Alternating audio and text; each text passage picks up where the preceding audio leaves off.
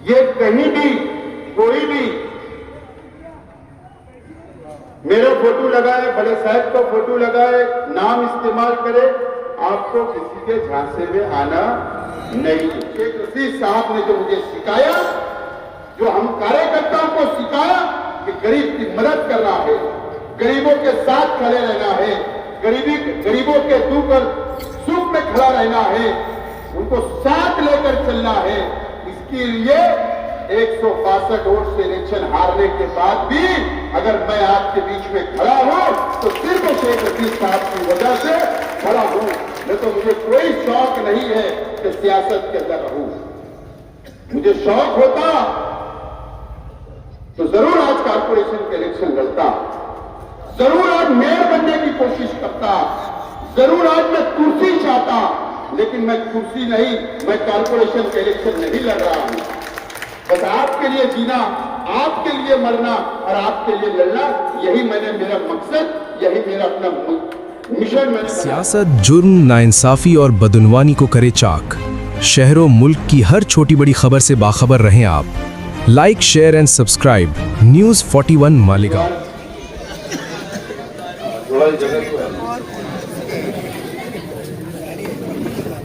Ward number 8 के तमाम ही बुजुर्ग हजरात, नौजवान साथी, दोस्तों और साथियों, और जहां तक मेरी आवाज जा रही है, ऐसी मेरी मां और बहनों, सबसे पहले मैं समीर भाई का शुक्रिया अदा करता हूं कि बहैसियत आजाद उम्मीदवार उन्होंने फॉर्म दाखिल किया, लेकिन वार्ड के हालात को देखते हुए हमारे चारों उम्मीदवार की हिमायत में, पार्टी की हिमायत में उन्होंने ऐलान किया। इसके लिए मैं उनका बहुत बहुत शुक्रिया अदा करता हूं। और हमारे शहबाज जो सलीम टैक्सी वाले साहब के भतीजे हैं, उन्होंने भी पार्टी के लिए कुर्बानी दी, मैं उनका भी बहुत बहुत शुक्रिया अदा करता हूं। दोस्तों और साथियों, मैं इसलिए खामोश बैठा था कि मेरी तबीयत थोड़ा आज ठीक नहीं है, लेकिन मैंने वक्त दिया था, इसके लिए आज आपके बीच में आया हूं।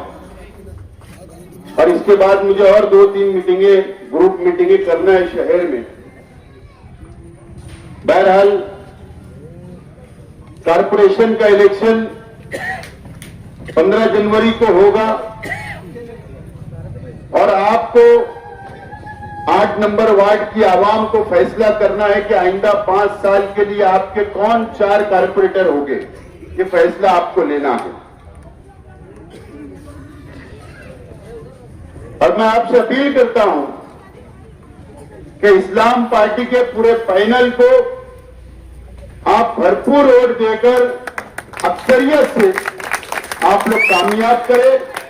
हमारा निशान जो है ऑटो रिक्शा, जो असेंबली के अंदर था, उसी पर आपको 4 बटन दबाना है, 4 उम्मीदवार को वोट देना है, पैनल टू पैनल।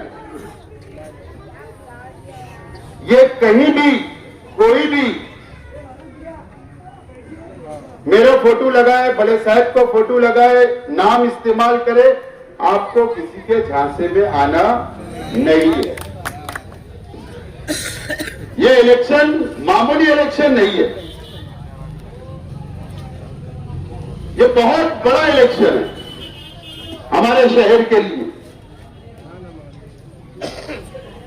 बहुत बड़ा इलेक्शन है। इसको अगर आप मामूली इलेक्शन समझते होगे, रोड गटर का इलेक्शन समझते होगे, तो आप आज गलत फहमी में हैं।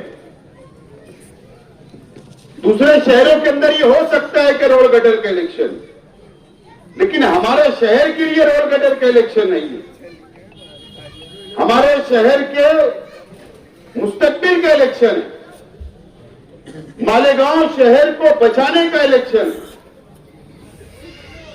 फिरका परस्त पार्टियों से बचाने का इलेक्शन है शहर को।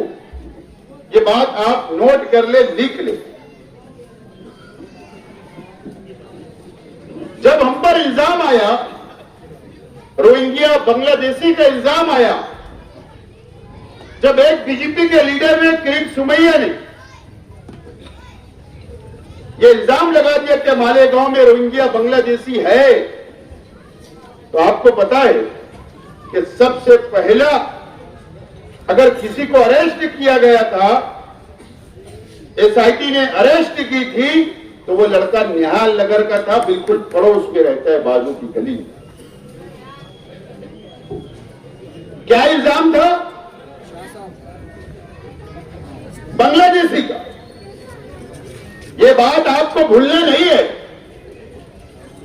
उसके बाद 3 मां और बहनें जेल में गई।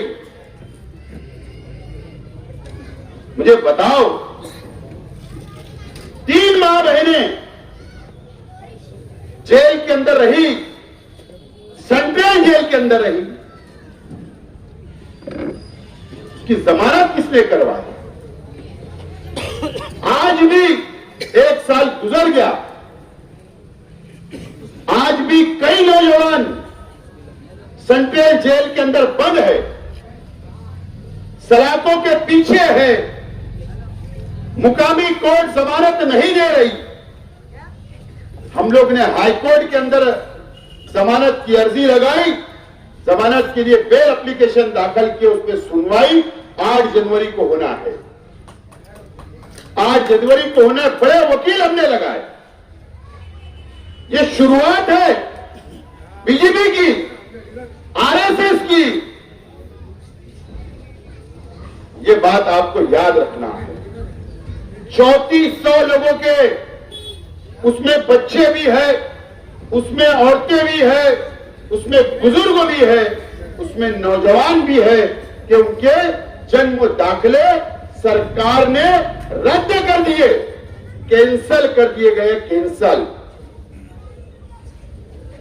जन्म दाखिला मतलब तुम्हारा हिंदुस्तान में आप पैदा हुए, इसके लिए जन्म दाखिला बनता, सरकार ने रद्द कर दिए और अभी भी इंक्वायरी जारी है, बंद नहीं हुई। किसने किया?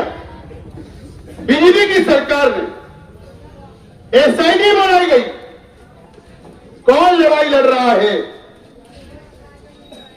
हम लोग लड़ाई लड़ रहे हैं, माइनॉरिटी डिफेंस कमेटी लड़ाई लड़ रही है सरकार से, एसआईटी से, बीजेपी से, आरएसएस से हम लड़ रहे हैं। कौन लड़ रहा है?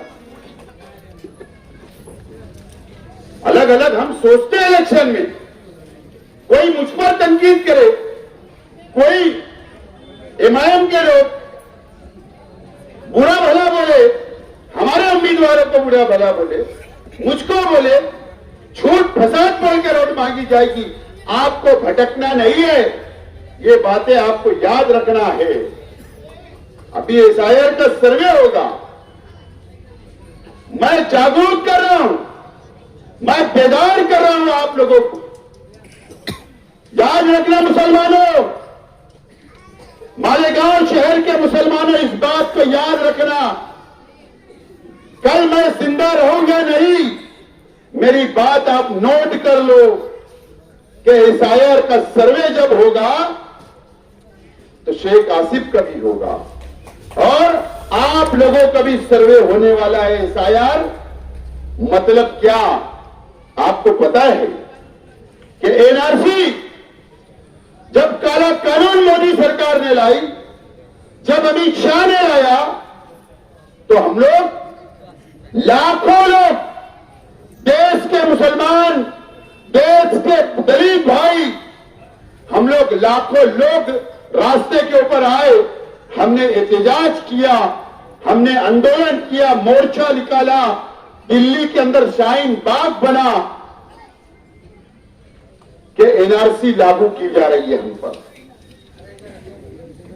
उन्मा रोड पर आ गए।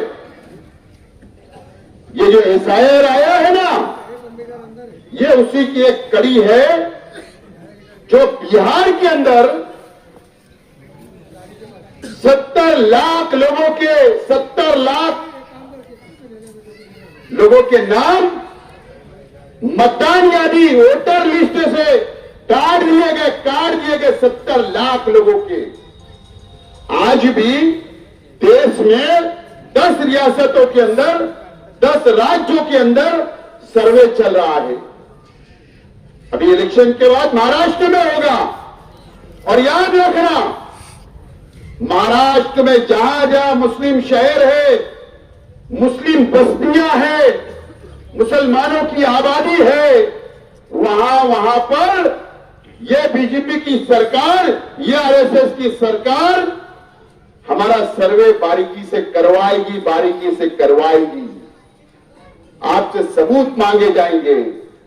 जहां तक मेरी आवाज जा रही है, मेरी मां और बहनें, आप भी घरों में बैठकर मेरी बातों को सुने, नोट करें कि आपसे सबूत मांगे जाएंगे।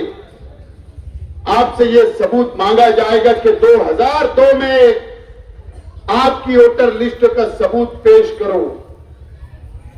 आपसे सबूत मांगा जाएगा कि आज की यादी का सबूत पेश करो। और उसमें भी जो नाम था आपका, जो सरनेम था, वही सरनेम, वही नाम आज की यादी में भी सेम होना चाहिए, एक जैसा होना चाहिए। सबूत मांगा जाएगा, आपसे सबूत मांगा जाएगा। आधार कार्ड दो, आपसे सबूत मांगा जाएगा। पासबुक दो, आपसे सबूत मांगा जाएगा। पासपोर्ट अगर है तो वो सबूत दो, आपसे सबूत मांगा जाएगा। जन्म दाखिला मांगा जाएगा, आपसे स्कूल का सर्टिफिकेट मांगा जाएगा, आपसे राशन कार्ड मांगा जाएगा। और उसमें आपका नाम सेम होना चाहिए, एक जैसा होना चाहिए। ये सबूत आपके बच्चों से भी मांगा जाएगा, आपके घर की औरतों से भी मांगा जाएगा, और आप लोगों से भी मांगा जाएगा। शेख आसिफ पर भी ये कानून आप पर भी रहेगा। मुझे बताओ कि हम गरीब मजदूरी करने वाले, छोटा मोटा व्यापार करने वाले, हमारे अंदर कम पढ़ाई है, कम तालीम है, ये मैं मानता हूं। गुर्बत की वजह से हमारे पास ये सबूत, आपकी मदद कौन करेगा? ये सबूत लाने में, या आपके पेपर दुरुस्त करने में, या आपका सर्वे करवाने में आपकी मदद कौन करेगा? ये बात को सामने रखकर इस इलेक्शन में आपको वोट देना होगा। अगर आप भटक गए, रास्ते से भटक गए, क्या होगा? मेरा क्या होगा? इन उम्मीदवारों का क्या होगा? हार जाएंगे ना, इससे ज्यादा क्या होगा? घर बैठेंगे। लेकिन यह बात याद रखना कि आपकी मदद करने कौन आएगा, ये बात आपको याद रखना होगी। ये कारपोरेशन का इलेक्शन है। आप सोच रहे होंगे कि यह तो कारपोरेशन का, रोड का, गटर का, लाइट का, पानी का इलेक्शन है। नहीं, कारपोरेशन पे जिसका मेयर होगा, आपका ताल्लुक जो सर्वे होगा एसआईआर का, आपके जन्म दाखिले जो रद्द कर दी गवर्नमेंट ने, उसको दोबारा आपको मिले, इसका ताल्लुक कारपोरेशन से होगा। सर्वे कारपोरेशन के कर्मचारी करेंगे, कारपोरेशन के म्युनिसिपल टीचर करेंगे, गवर्नमेंट के ऑफिसर करेंगे। तो इक्तिदार किसका चाहिए, मेयर किसका होना चाहिए? वहां बैठकर आपके मोहल्ले में टेबल लगाकर गली गली के अंदर आपका सर्वे होना जरूरी होगा। ये बात आज आपको याद रखना चाहिए।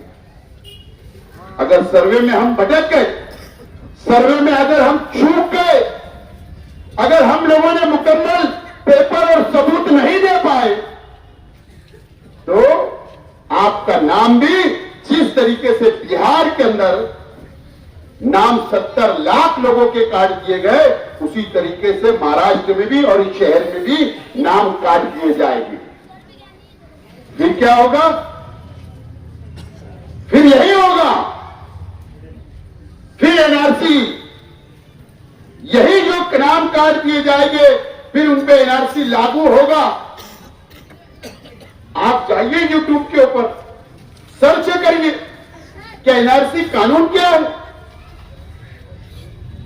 जैसा सेंट्रल जेल है ना, ऐसे बड़ी बड़ी जेलें, क्वारंटाइन सेंटर, बड़े बड़े गोडाउन बना दिए जाएंगे और ऐसे लोगों को वहां पे डाल दिया जाएगा और बोलेंगे आपको अब यही मरना है, आपको तुम इस देश के नागरिक नहीं हो, इस देश के रहवासी नहीं हो, हिंदुस्तानी नहीं हो। ये बीजेपी चाहती है, ये बीजेपी और आरएसएस का मिशन है मुसलमानों को, दलित भाइयों को खत्म करने का, आपसे अपना अधिकार वापस लेने का, आपसे अपना हक वापस लेने का, यही बीजेपी चाहती है। कौन लड़ेगा? मैं बहुत बड़ा लीडर उडर नहीं हूं, एक कार्यकर्ता हूं, एक वर्कर हूं, लेकिन मेरे वालिद शेख रशीद साहब ने जो मुझे सिखाया, जो हम कार्यकर्ताओं को सिखाया कि गरीब की मदद करना है, गरीबों के साथ खड़े रहना है, गरीबों के दुख और सुख में खड़ा रहना है, उनको साथ लेकर चलना है। इसके लिए 162 वोट से इलेक्शन हारने के बाद भी अगर मैं आपके बीच में खड़ा हूं तो सिर्फ शेख रशीद साहब की वजह से खड़ा हूं, न तो मुझे कोई शौक नहीं है कि सियासत के अंदर रहूं। मुझे शौक होता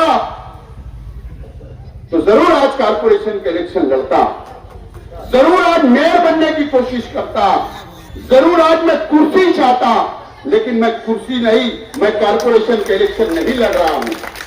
बस आपके लिए जीना, आपके लिए मरना और आपके लिए लड़ना, यही मेरा मकसद, यही मेरा अपना मिशन मैंने बना लिया, इसके अलावा कुछ नहीं। ये कारपोरेटर आप चुन कर दोगे, मैं इनसे काम लूंगा। कारपोरेशन में बैठकर मेरी निगरानी में, मेरी सरपरस्ती में मैं इनसे आपके वार्ड के, आपके मसाइल का काम लूंगा, शहर में काम लूंगा, आपकी मदद करूंगा, यही मेरा मकसद है। और इसीलिए मैं आज आपके बीच आया हूं, आपके बीच आया हूं। मैं आपसे अपील करता हूं, मुझे यहां से और 2-3 मीटिंगें में जाना है, मैं आपसे अपील करता हूं, मैं इसीलिए कोई बातें नहीं बोल रहा हूं, रोड गटर डोला तामीर तरक्की हमने क्या किया माजी में, शहर को क्या किया, मैं कोई बात नहीं कर रहा, आप सब जानते हो। लेकिन ये लड़ाई हमारी फिरका परस्त ताकतों से है, ये लड़ाई बीजेपी से है, ये लड़ाई आरएसएस से है।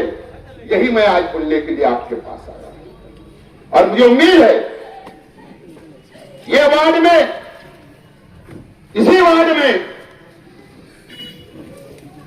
आपके वार्ड में हुड़को कॉलोनी भी आती है। इसी वार्ड के अंदर शेख रशीद साहब ने अपनी आखिरी जिंदगी गुजारी, शेख रशीद साहब ने आखिरी वक्त गुजारा, आपके बीच में रहे, आपके साथ रहे, आपकी बस्ती में रहे। आपको तारीख बनाना है इलेक्शन के अंदर तो शेख रशीद साहब नहीं भी है दुनिया में, तो ये वार्ड कल भी शेख रशीद साहब को मानने वाला था, आज भी शेख रशीद साहब को मानने वाला है और इंशाअल्लाह कल भी शेख रशीद साहब को मानने वाला रहेगा। ये तारीख बनाना है, ये अपील करने के लिए आज आपके बीच में आया हूं। 4 वोट, 1 वोट ना इधर ना 1 वोट इधर, फाइनल टू फाइनल, निशान ऑटो रिक्शा, आगे पीछे कुछ मत सोचो। मैं आज आपसे अपील करने के लिए आया हूं और अगर आप लोगों ने आगरा रोड की यह बात पास के लोगों ने इस इलाके से